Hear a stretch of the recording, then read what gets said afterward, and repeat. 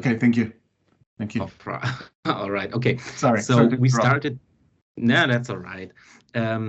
We started the chapter thing with the first album because every album is like is about a theme. Like for the first album, it was the French king Louis XIV. Like the second album was Dracula, and now it's Cleopatra, or the like ancient Egypt thing. So it is, every album has a theme. So in itself, it is a chapter. It is they are concept albums, if you want to say so, but not in a very strict like prog rock way, like other bands are doing it. Like the songs, they stand for themselves, but in the context of the album, they are in the in the storyline. So it came only natural to us to have every album as a chapter. You know what I mean? Okay. So every album has a theme, and that's why it is called a chapter. We just started it, and then we kept on going with it. We might change that, actually. Why not? We've done it 3 times now. 3 is always a good number, but we might also continue with it. We haven't decided about that yet. We have plans for the next albums that are coming, but nothing very specific yet. And so you started with Monarchy, right? Yes. And did you say no? Because the reason why I want to also ask is because does the artwork and the titles and maybe even the lyrics have some kind of storyline or Yeah, well, the first album is about King Louis XIV of France, and trying to like tell his story in different aspects. And the same is actually true for the other albums. Like the second album is about Dracula. Like Dracula, like we put 3 main aspects of Dracula, like how he was seen from his people, from his enemies, and obviously Dracula as we know him, like the vampire. And for this album, like the Downfall, we chose Cleopatra because we wanted to have a female protagonist for the first time, because the other ones were male. So we chose a female one. And then we also said, well, Egypt, the ancient Egypt thing, that is so rich, like let's include all the myths and the stories that go along with the gods, and let's include that into it. And now I forgot what I wanted to say. I'm sorry. What was the question again? If they have any relationship with the lyrics, or obviously the lyrics, sorry, the artwork. Yes, the artwork, yes. Well, yes, they have a connection, but it's not a very strict one. Like for the first 2 albums, we had the mask and stuff. Now we don't have the mask. We wanted to have it way more personal for this album, so we removed the masks. And also the colors, they change. If you notice, the colors are always different from the albums, and we choose the colors like fitting to the theme we want to talk about. So this time, Egypt and Cleopatra, we felt that like this blue, a little bit of green and stuff, that would fit very well to that. So this is why we chose the artwork in that aspect to the theme. How come you've picked up these 3 characters? I mean, Dracula is more obvious, like is very a recurring character in metal and goth. But how come Louis the 16th? Did you say?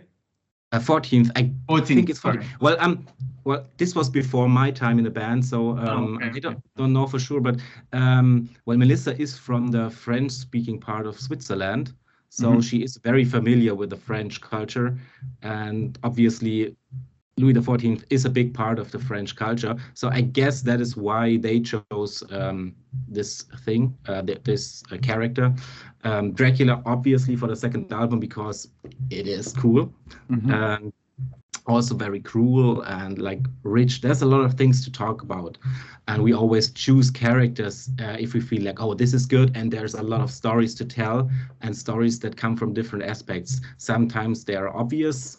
The obvious side we try to illuminate, and sometimes we try to sneak around the back and have the non-obvious approach to it. which makes it more familiar, more personal. If you listen to the lyrics and you see, okay, this is the personal side of it.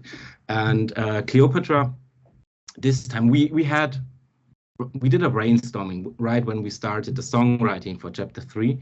And we did brainstorm. Then, okay, we have to choose a theme. What will we do? And then, like, Cleopatra was one of the earliest suggestions, and then we had some others, and then we came back to Cleopatra, and it was like, well, this was perfect from the get-go. Why don't we just stick to it? And we all were like, yeah, this is good. There's so much to tell. And actually, Melissa, she knows a lot of stuff about Egypt and Cleopatra because she's a nerd in history, and she writes all the lyrics. It's good to be a nerd. Yeah, she is a history nerd. And she was instantly like, yeah, I can tell so many stories about this. And then, well, then let's do it. And this choice, like, influenced the songwriting part, because there were only a few ideas already existing. And then we had, okay, if it is Egypt and Cleopatra, let's do musical stuff that goes like this. Let's have tribal elements. Let's put the melodies in a certain way that fit the theme. And all the production details, and yeah. Oh, so excellent! I love it. I love it. I mean, the great characters. I mean, they mark times in history as well. Yeah, they're not just any character. And no. And the one thing that surprised me sometimes when I talk about these things, because I also like history, and is that most people don't know that Cleopatra was actually Greek. Yes, she was, like, and Ptolemaeus was her brother. Yes, he was Greek from Macedonia, like Alexander the Great. Mm-hmm. I mean, now Macedonia is not part of Greece, but back in the day it was part of the Greek city-states. And it's really interesting. I love it. Now, when I listen to your album, I'll listen to it in an all different light, because, to be honest with you, it wasn't really obvious when I did my research and also when I listened to the music. So now it's great. There's a whole new thing to discover. Yeah. So how do you guys work together? Because from what I understand, you're more or less from different parts of Europe. Yes. We did a lot of work, or we do a lot of work online, obviously, because there's always the possibility to do that. Adrian, the guitar player, and me, we live in the same city in Cologne in Germany. Oh, okay. But our drummer, he's from the south of Germany, and Melissa, she lives in Denmark. So so that makes it a little bit difficult. But when we do songwriting, we just rent an Airbnb somewhere in the middle of nowhere without any distractions. And just go there, bring our laptops, bring our instruments, and then we just write songs together. And this was great, because we could not do this for chapter 2 because obviously the corona pandemic, and we could not meet. But for this album we could, and this was great. Like, this is so inspiring to actually sit in a room together, work on songs together. And at least in my opinion, I think you can hear it, that this is like even more us, and this is more like, it feels more natural. Okay. Because if I write a riff or like a drum, whatever, a song part, and I send it to the other guys and they keep on working on it, this is great, but it's always distant. It's not personal. There's nothing that is better than actual human interaction while being creative. So how did you get together in the first place? Melissa started the band when, I think, in 2018, something like that, and she started it as a solo project. But then she soon discovered, no, she didn't want it to be a solo project. She wanted to be an actual band, and she knew Nick from touring with another band, and he joined as a drummer, and she knew Jonas from, I think, the same tour or one of the same tours, and he joined as a bass player. And Nick, he knew Adrian from some childhood orchestra things they did when they were little kids. Then Jonas, unfortunately, he had to leave the band because he has like health problems with his knee and stuff. And then he left. And actually, I knew Adrian from I played with him a couple of times, and he brought in me. And funny enough, then we discovered that I know Nick from back in the days. We his band played at a venue, and I would play there too. And I think we had we drank something together, beer together, like ages ago, like 10, 12 years ago. So we a little bit we knew each other, and then yeah, it was a perfect connection. So that's how we came together. No, it's a great story. It's a great story because when I obviously do my interviews and I research, I often see that band members are not from the same town because, you know, like back in the 80s when I grew up and, you know, I'm from Italy and I remember hanging out with the local bands, you know, they all know each other. They're all from the same town, from the same city. But now it happens all the time. Like bands, they all come from completely different parts of the world and they release albums. So I always been like curious about how that happens. I mean, I understand that technology, internet plays a big part, but it must be difficult. It is difficult. Like the internet helps a lot, but we have to meet always. If there's like, if we shoot a video together, if there's like important things, we always have to meet. And if like we prepare for a tour, we meet in advance and rehearse everything. And the travels, they are more expensive and a little bit harder because the greater distances. But yeah, it is what it is. And a lot of bands are doing it actually. If you look at Arch Enemy, I think they live all over the world. Yes. And or other bands like Camelot, the band that Melissa is currently touring with, I think they also live right all over the world. Yes. It is possible, but you have to do it and commit yourself to it. And if it's not a personal question, is this your full-time job?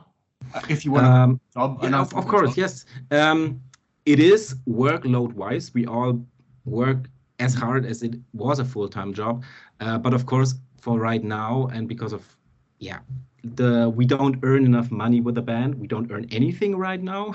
Just if we, because everything that the band earns, we put back into the band to invest in future things. So for right now, we don't earn anything with the band. So every one of us has to at least do something else to make a living. This will hopefully change because that's obviously the plan. We want to make a living with this band full time. This will change, but like Nick, he's a drum teacher. Adrian has a production company. I do a little bit of social work for homeless people. Oh, that's nice. And yeah, Melissa has her patrons. So this is how we all can afford to have the band. And hopefully soon, if our success gets a little bit bigger, we can all make a decent living out of it. Yes, of course. I mean, I did say job, but obviously it's a passion more than a job. Of course, yeah, but it is also a job. Let's not forget this. It's like we put in like series. This is so much time it takes. Like, and yeah, I guess you know how much work it is. Of course, even me as a publisher, I have a day job. I work as a designer in my day job, and I love it. You know, I love it just the same.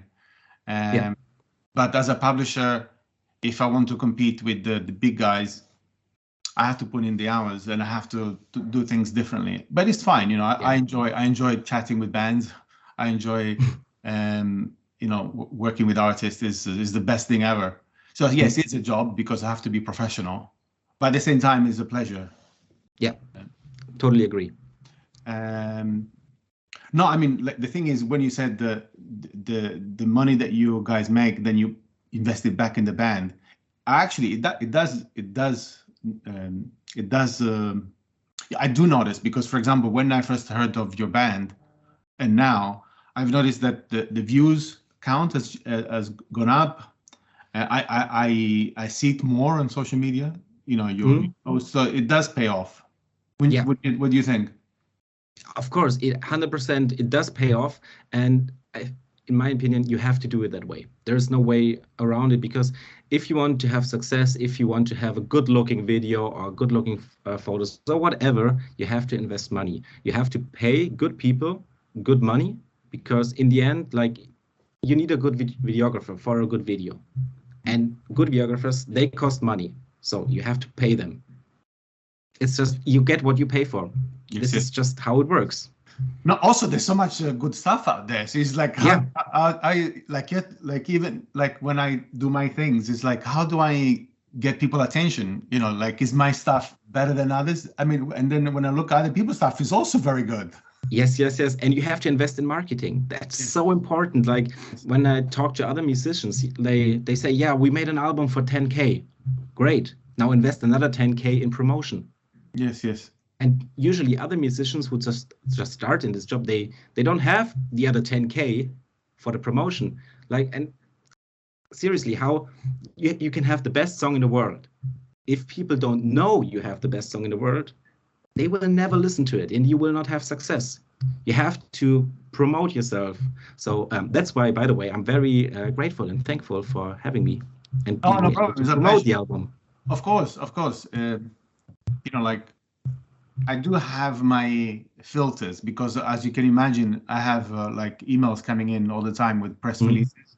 So I do have my filters, and usually my filters is always like who I want to speak to because like I have only like a few hours in a day that I can do this. So no, I enjoy the music, and Thank you. and also like things that take my attention, like for example the name of the band or the naming of the things like that, which also they're like points to this for discussion, because otherwise, like for example with bands like rock bands, I never know what to talk about. Like I don't know what to talk about. I don't know why. It's like a block for me, because, and I like the music, but I don't know what to talk about because I don't play any instruments. So usually like the lyrics are about the beers and having a good time, and yeah, I mean, like, that's yeah. great. I like it too, but there's so much more to talk about. Yes, of course. One last question. What does ad infinitum mean? I think it's Latin, isn't it? It is Latin, yes. It means to infinity. And it is a quote from a Camelot song. I'm not sure which one, because I should know, because like Camelot is one of my, at least was one of my favorite bands when I was like 16, and still is. Like, I like the band a lot, but when I was 16, I was a big fan, so I should know which song.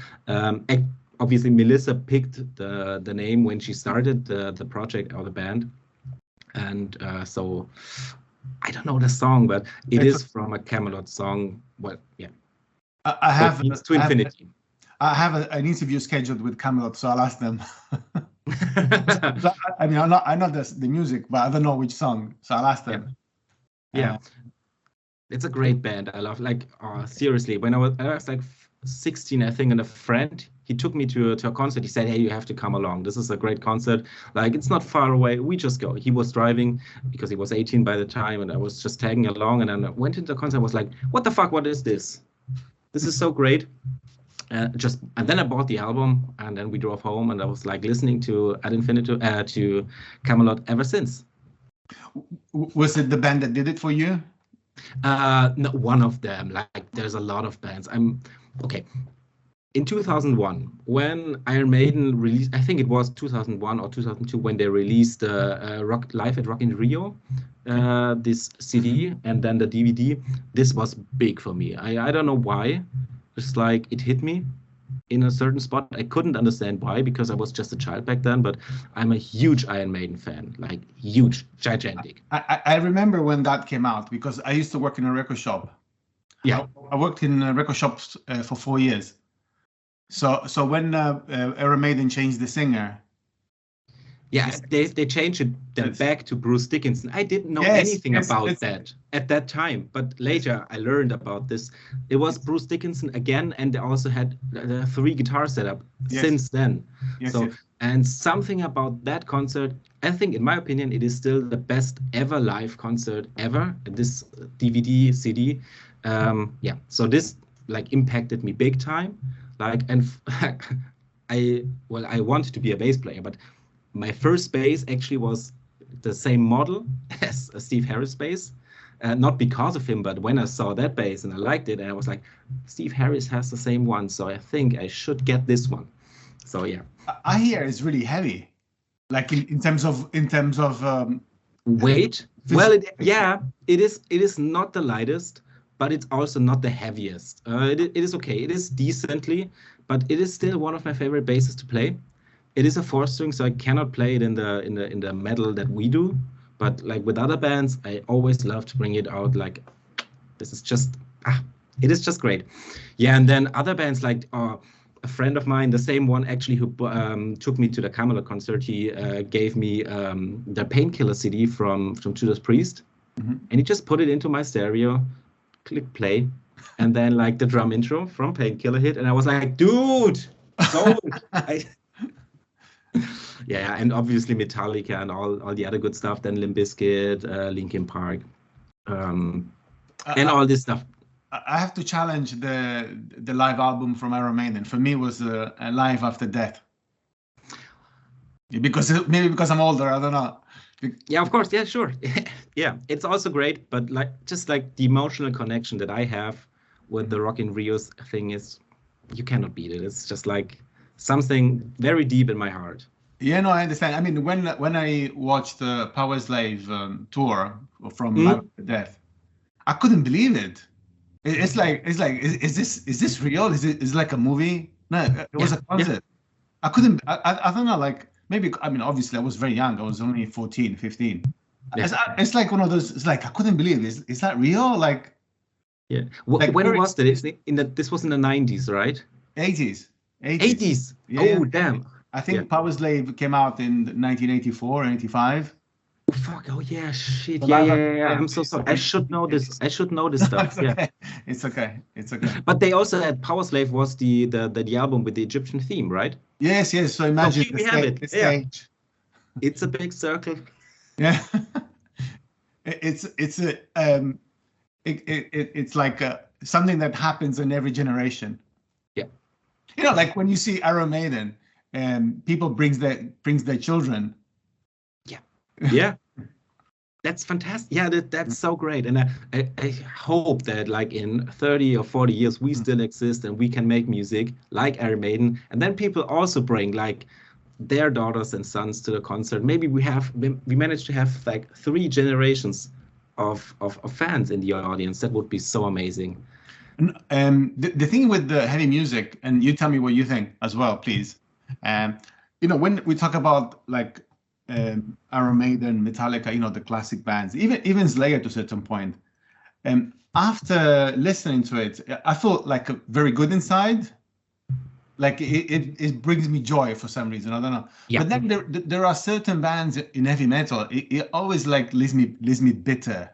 Like even though I enjoy the music, like certain type of black metal or certain death metal is like. It just fails to me, in my opinion, fails as a metal band. So even though the topics are extreme, but it doesn't give me that kind of joy that Iron Maiden does. I don't know why. That's funny. Yeah. Well,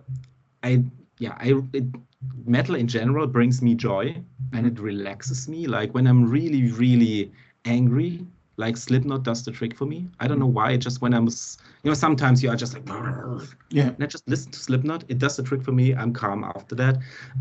There are certain genres of metal that I don't get. Like if you like black metal, I don't get it, but it's okay. I just choose not to listen to it. But it doesn't make me feel like you described. It doesn't make me feel. It's just like, okay, this is not for me. I just listen to something else. Iron Maiden, Manowar, Metallica, whatever, or Scar Symmetry, Soilwork. Yes. So cool, man. Metal is, sorry. No, I unfortunately have to jump. Thank you very much for your time. Thank you for having me. I will keep you updated either directly, if you don't mind, or via Andy from Napalm. Yeah. And I wish you all the best with the new record. Thank you very much. Thank you for helping us promote the album, and thank you for liking it. Of course. Thank you, man. All the best. Take care. You too. Bye-bye.